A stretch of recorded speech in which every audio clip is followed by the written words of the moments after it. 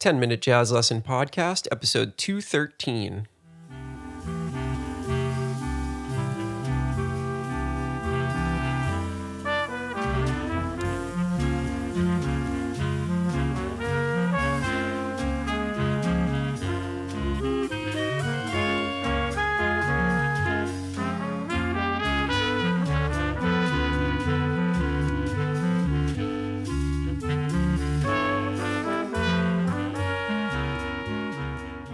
Hey everybody, welcome into the month of June here on the 10-Minute Jazz Lesson Podcast. We are on episode 213. Thank you so much for joining us.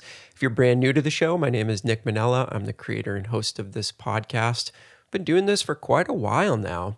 Just a quick little bit of housekeeping at the beginning of the show here. Every single one of these episodes does come with a PDF of the exercises that we work on throughout the show. If you want to get your hands on those PDFs and support the show with $3 a month, you can do that by going to our Patreon site. And you can find that by going to 10minutejazzlesson.com, clicking on one of the Patreon banners, get yourself signed up, and you get instant access to 213 PDFs. Pretty good deal. I've got to thank some new patrons this week. Thank you to Robert, Jordan, John, and Peter.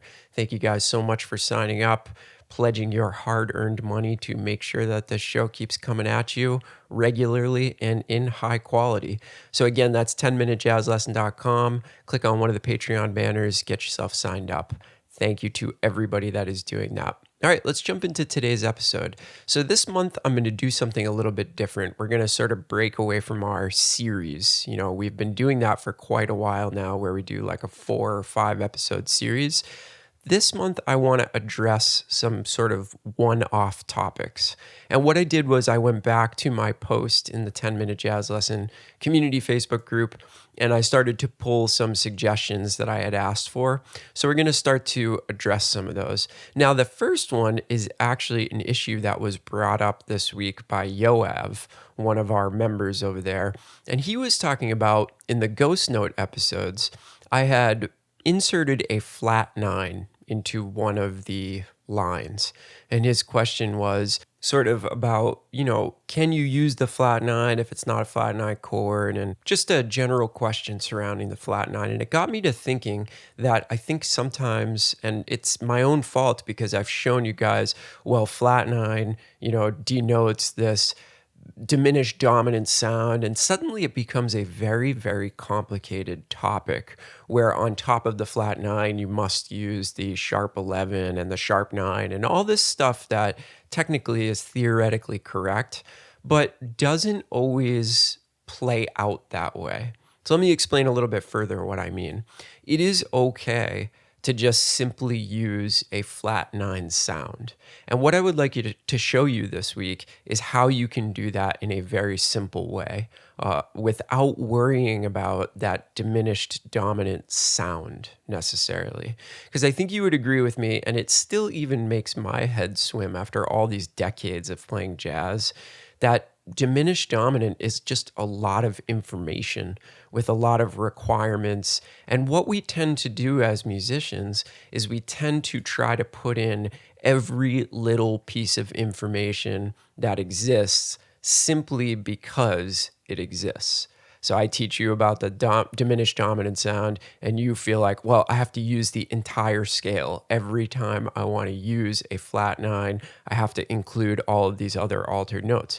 But that's not necessarily true.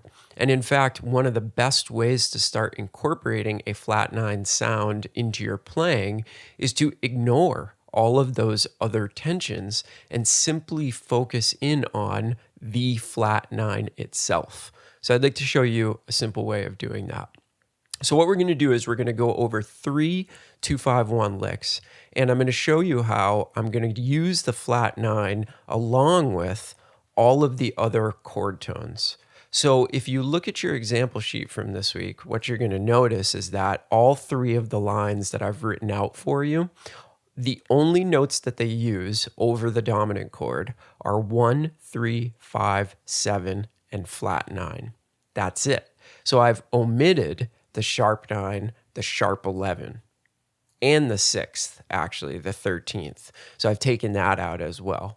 Now, if you really think about this for a second, by simply using 5 notes, 1, 3, 5, 7, and flat 9, you really are only leaving out 2 notes of the scale, right? All you're leaving out is the 11th and the 13th.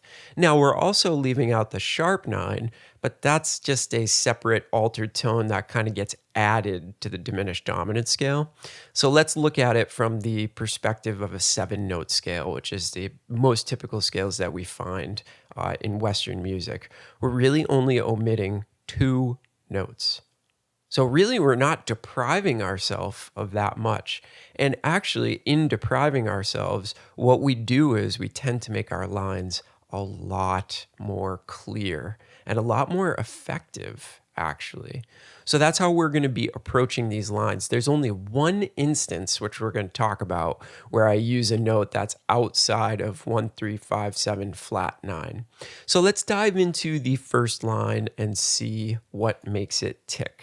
Okay, so diving right into the first line, we're going to skip right to the second measure because that's really what we're focusing on is the dominant measure. Let's investigate what the notes are. So you'll see I start on the root, I play the flat 9, go up to the 3rd, jump up to the 5th, back down to the flat 9, up to the 3rd, down to the 7th, back to the flat 9. Then I resolve that on 5 over the 1 chord. So again, not using anything out of 1, 3, 5, 7, and flat 9. And I'm going to play this for you a cappella so you can hear just how effective this is. I don't even need a backing track behind me. You're going to really hear the sound of that 2-5-1 in this line.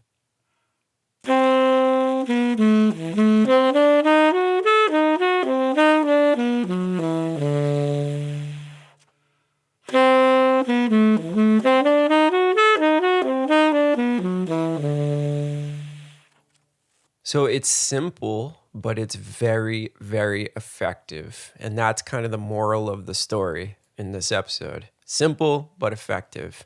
Pare down what you're using and learn how to use less material more effectively. So let's look at the second one. So again, skipping right to the second measure, we have an F7 flat 9 going to a B flat major 7. So I'm playing the 5th, jumping up to the 3rd, flat 9, 7, 5, 3, flat 9, 7, and then that 7th resolves right to the 3rd of the B flat major chord. So really, I'm literally just kind of going down the arpeggio, right? I'm doing a few things to make it a little bit more interesting, like I'm not playing the root anywhere. So it's basically an arpeggio omitting the root. And that's what's going to really make this line tick and is what makes it sound good, in my opinion. So let's check out this second line, 2-5-1 in the key of B flat major.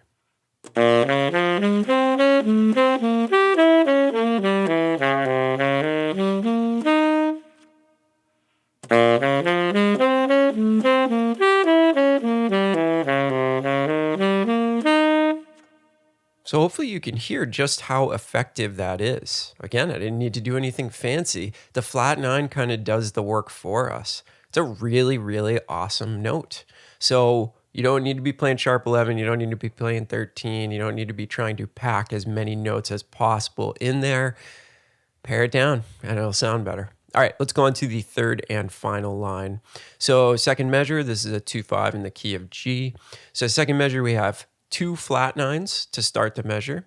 Then we jump down to the 7, play 2 of those, jump up to the root, play 2 roots. Then we jump down to the 5, and then this is the one spot where I've used a note outside of the 1, 3, 5, 7 flat 9. But let me explain to you why I use this. So I use the 4th. Now, first of all, you might be saying to yourself, well, you can't use the regular 4th, right? Diminished dominant. But again, that's not what we're dealing with. We don't need to get so caught up in the rules that we can't do something that makes sense melodically. Remember, the melodic strength of your line should always come first. And if it's what you hear in your head, you could break the rules. So why am I using that G, that 4? Because I want to resolve to the major 7 on the major chord, on the G major chord. Now, I like the sound of the fifth on beat 4, and I would like to get to the major 7. So I'm just going to use that 4 on the and of 4. I'm just going to use that as a passing tone to get from the 5th to the major 7th. That's why I'm using it, because it makes melodic sense to me. It's the way I hear that line in my head. So I'm going to go ahead and use that, because for me, that overrides everything. If I can play what makes sense to me, what makes sense to my ears, I'm just going to do it, And if that means ignoring the rules, I'm going to go ahead and ignore them. But you can see everything else in this line is literally 1, 3, 5, 7, flat 9. That's it. Let's check out what this one sounds like.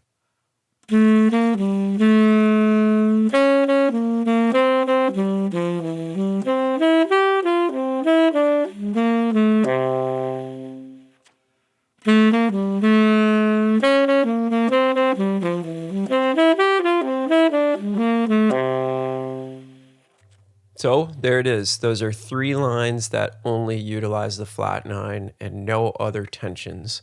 So hopefully if you're somebody that really, maybe when you see a dominant 7 flat 9 chord, it stresses you out, because now you're thinking to yourself, I got to use all this diminished dominant stuff. I hope that this makes things a little bit easier for you. And I hope that this is something that can take you a little bit further and help clarify things, and actually help clarify your playing. That's the most important thing. So if you've got any questions, please leave them for me in the 10-Minute Jazz Lesson Community Facebook group. That's where this whole discussion got started. And again, thank you to Yoav for his question and just sort of breaching this subject and giving me the idea for this episode. I also want to thank everybody who's supporting us on Patreon. We could not do this without you. If you want to get these lines that I presented for you today, please go to 10minutejazzlesson.com, click on one of the Patreon links, get your PDF. Also, let me give you a little bit of homework. I would like you to write a couple of 2-5-1 lines just using the extended arpeggio, 1, 3, 5, 7, flat 9. Try that, see what you can come up with, see if you can come up with some really hip sounding stuff. And I think that'll help you explore this concept a little bit more. All right. Have a great weekend, everybody. Stay safe and sane out there. And we will talk to you next week. Have a great weekend. Bye.